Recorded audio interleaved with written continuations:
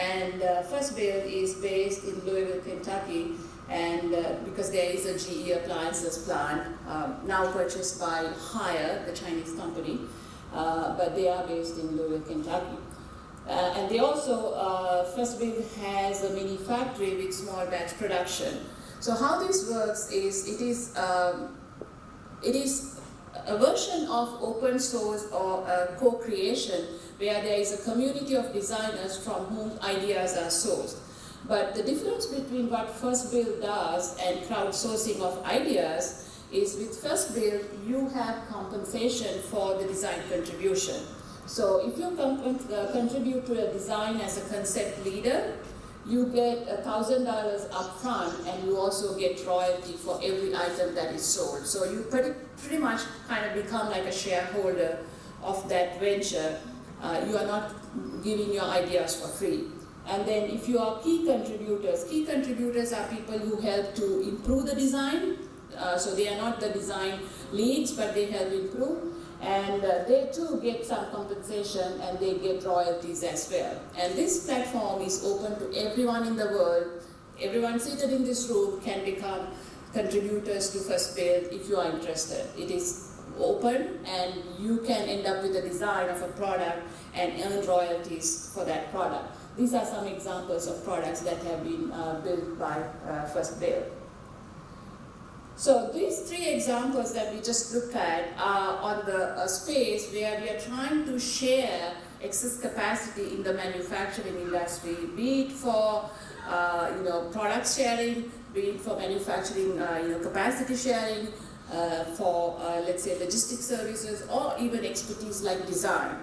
Now the other side of the coin that we talked about is manufacturers becoming service providers to provide access and to those who don't want to buy the product. So let's look at some examples there.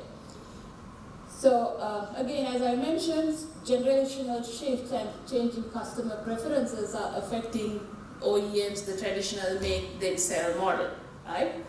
So some of the OEMs, especially in the automotive industry, are moving away, and not moving away, are looking into also embracing the concept of providing mobility, not just selling vehicles. So two examples that we have here, and there are more than this, I'm just using two, is BMW's Drive Now and General Motors Maven.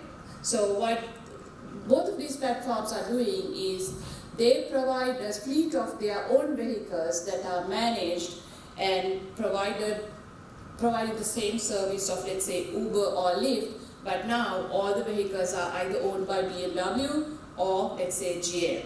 So instead of selling the vehicles to somebody else and let the other company provide the service, now the OEMs are getting into this platform of providing access versus only trying to sell ownership, because customer patterns are changing. The younger generation particularly is not interested in owning assets.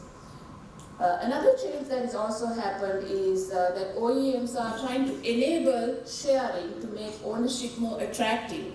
So for example, let's say you own a BMW or you own a Mercedes and you don't use it all the time.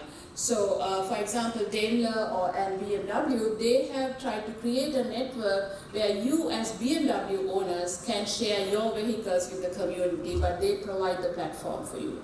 So the driving force there is they're still encouraging you to buy the vehicle, but they're also providing you a platform to share the vehicle. So this is another model that is also emerging, and in fact Tesla is also, there was some discussion about Tesla looking at this place as well, because as you know, their vehicles are expensive. So with that background, let's kind of look at what opportunities do we have through the sharing economy for manufacturing. Are there opportunities, and what are those opportunities? The first and the foremost that comes up looking at these examples is that there is opportunity for better asset utilization, especially when there is variation in demand. Sharing can provide opportunities to maintain maybe the optimal capacity and manage the fluctuations by sharing. That is one of the opportunities that could exist.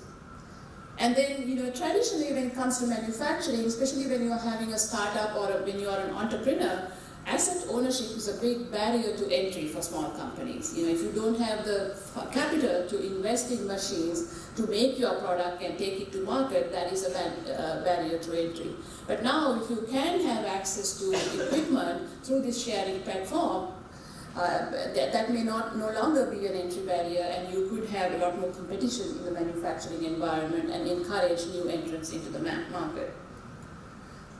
And as mentioned through the digital freight matching example, on-demand access to these multimodal networks can enable more efficient logistics operations and try to help meet customer expectations better and achieve corporate goals as well. And then there's also another aspect that we didn't get to touch on much, that some of these emerging technologies could also offer significant opportunities. You know, we haven't really fully explored how, for example, the Internet of Things or blockchain could affect the sharing economy, because it may not eventually be called even sharing economy, because in the blockchain it is distributed system where you do not need that centralized platform for sharing. So that again could be another opportunity. So is it all rosy and nice? No. So you will have definitely a lot more issues that we have to address in order to make sharing in manufacturing feasible. So let's look at a few of those issues. And in order to do that, I'm going to use this framework. This is the Global Supply Chain Forum framework from Ohio State University, which uses a process view of supply chain management. And we have the different supply chain processes, customer relationship management, supplier relationship management, demand management, order fulfillment, manufacturing flow management, and so on, all the processes that we have to do across the supply chain. And of course, these are the different functions that you would have in these vertical silos, and the tiers are represented up and down. So you have product flow across these directions, and you have these supply chain processes that have to be managed in order to make your supply chain work. So let's look at how the sharing economy in manufacturing could affect some of these spaces, some of them. When it comes to supplier relationship management and customer relationship management and so on, how do you do supplier verification if your supplier continuously keeps changing in the sharing economy?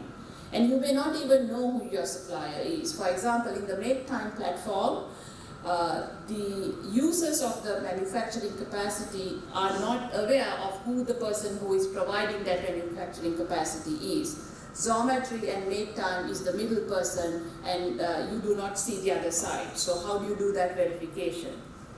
Quality assurance. It should be a question that's coming up in all of you all's mind. How do you do quality assurance? How do we do ISO 9000 when it is being manufactured by somebody else? And then policy and regulatory framework related aspect. How do we make sure that there is compliance in various areas when you are doing this shared manufacturing that happens across different spaces?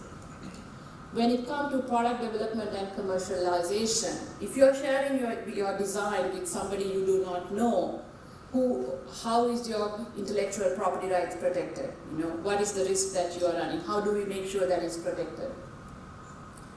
And then when it comes to manufacturing flow management, this is the operations at the shop floor level that we have to do.